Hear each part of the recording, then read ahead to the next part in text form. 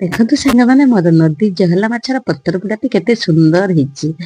ତ ଆପଣ କେବେ ଜହଲା ମାଛର ପତ୍ର ପୋଡ଼ା ଖାଇଛନ୍ତି? ଯଦି ଖାଇନାହାନ୍ତି ତାହେଲେ ମୋ ଭିଡ଼ିଓ ପ୍ରଥମରୁ ଶେଷ ପର୍ଯ୍ୟନ୍ତ ଦେଖନ୍ତୁ। ଜୟ ଜଗନ୍ନାଥ ସାଙ୍ଗମାନେ, ସମସ୍ତଙ୍କୁ ସ୍ୱାଗତ କରିକି ଆରମ୍ଭ କରୁଛି ମୋର ଏଇ ମିନି ବ୍ଲଗକୁ।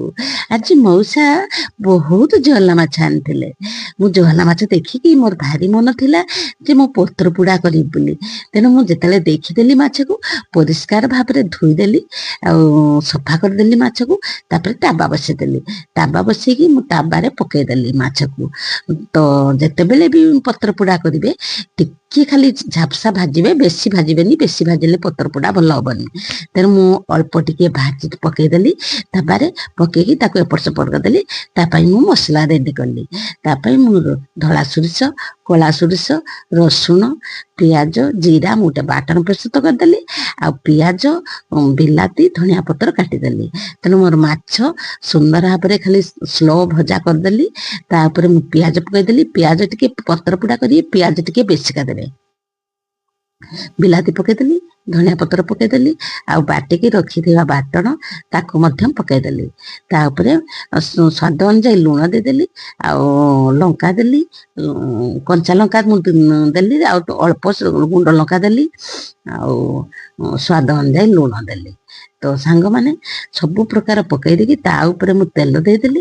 ତେଲ ଦେଇ ଦେଇକି ଟିକେ ତାକୁ ହାତର ଟିକେ ଚୁଗୁଟା ଦେଲି।